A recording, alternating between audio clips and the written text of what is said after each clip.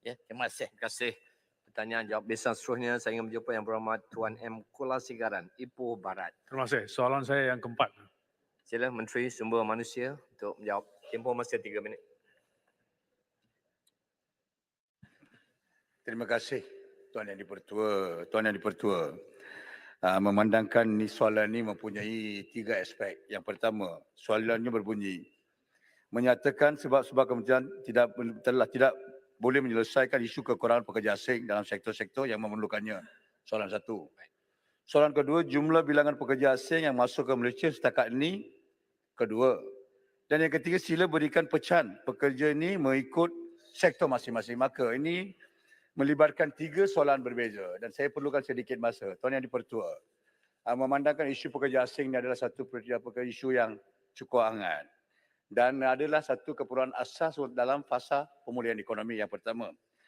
Yang kedua, ramai kita lihat, ramai tiada modal lain. Mereka menggunakan isu pekerja asing ini sebagai modal politik dan memutabelitkan fakta.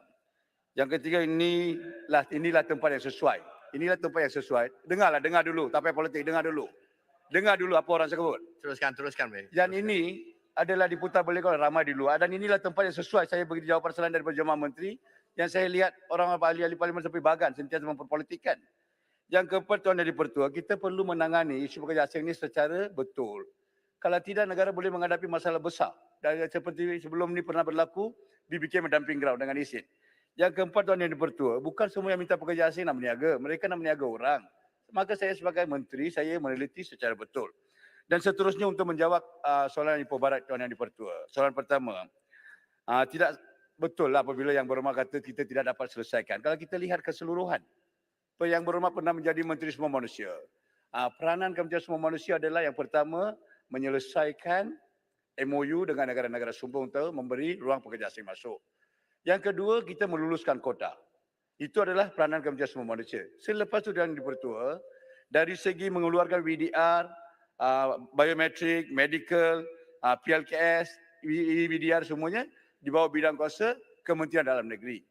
Setelah itu ada juga bidang-bidang kuasa daripada duta-duta terkait berkaitan di mana dari segi kelulusan ataupun attestation ataupun pengesahan dibuat oleh negara sumber.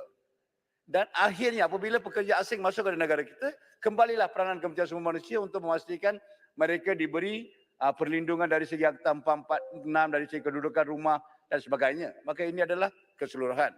Maka sebagai Kementerian Sumber Manusia yang bertanggungjawab untuk meluluskan kota dan menyelesaikan MOU dengan negara sumber dan memastikan Akta 446 dipatuhi, saya ingin merakamkan kepada Dewan Yang Mulia ini bahawa Kementerian Sumber Manusia telah menyelesaikan tanggungjawab yang pertama. Soalan yang kedua, Tuan Yang Dipertua, pekerja asing dalam sektor-sektor yang memerlukannya sehingga hari ini. Tuan Yang Dipertua, kita lihat walaupun negara menghadapi kelembapan ekonomi, persempadan borders ditutup, tetapi masih dalam keadaan itu, walaupun pekerja asing tidak boleh masuk ke dalam negara kita, kita sempat menyelesaikan dengan melalui program-program rekalibrasi oleh Kementerian Dalam Negeri dan sehingga tahap itu kita telah menyelesaikan pekerja asing sebanyak 1,2 juta di negara kita. Dan pekerja asing yang ada di negara kita setakat hari ini adalah 1,244,400 orang yang kini bekerja di negara kita dalam pelbagai sektor. Yang kedua, Tuan Yang Dipertua, jumlah EVDR yang telah pun diluluskan oleh Kementerian Dalam Negeri dan akan masuk dalam ke negara ini dalam masa terdekat adalah sebanyak 238,943 orang yang telah diluluskan EVDR oleh KDN. Selain daripada itu, Tuan Yang Dipertua, 644,379 orang telah pun sedang menjalani biometrik dan medical di negara-negara sumber.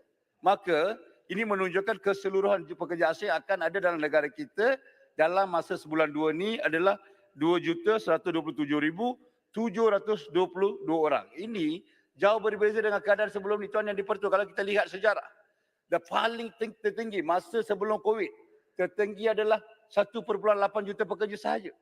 Dan hari ini kita lihat permintaan daripada industri yang kita telah pun menyelesaikan adalah 2,1 juta. Maka permohonan-permohonan selepas ini saya kena meneliti secara teratur. bukan membenarkan semua masuk ke dalam negara kita. Sekian, terima kasih Tuan Yang di-Pertua. Ya, terima kasih.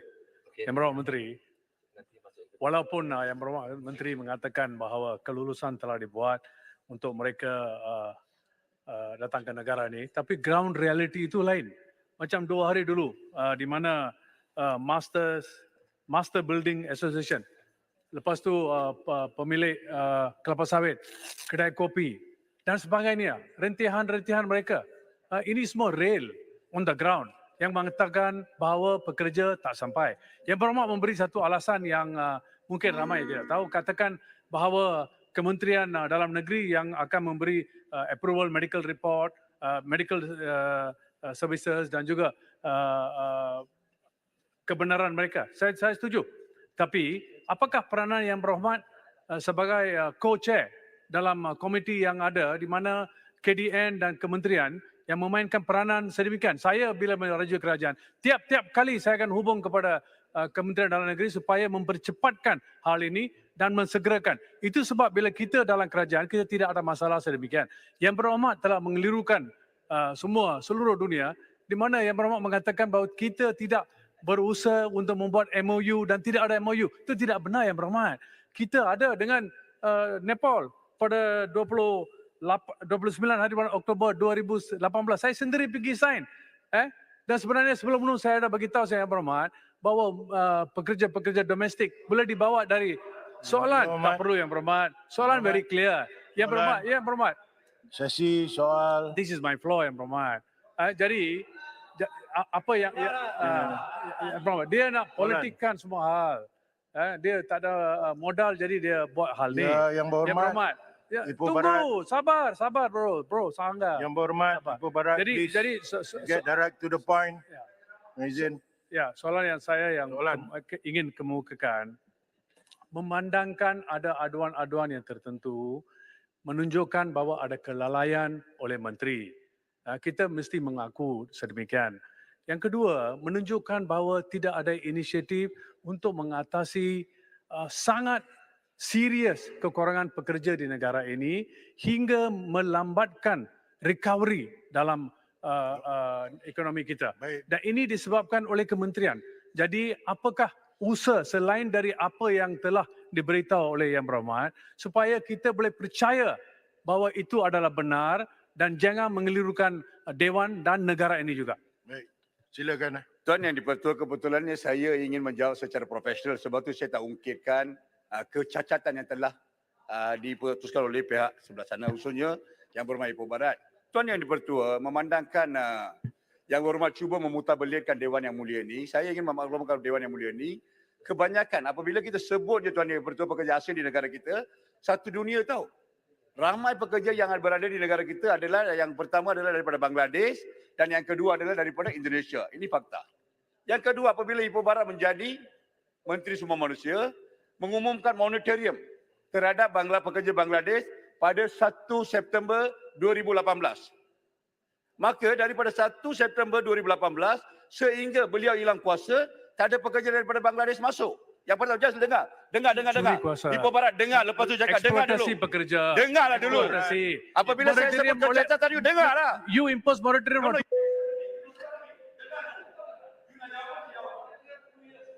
Yang Berhormat, ini floor Menteri menjawab. Please.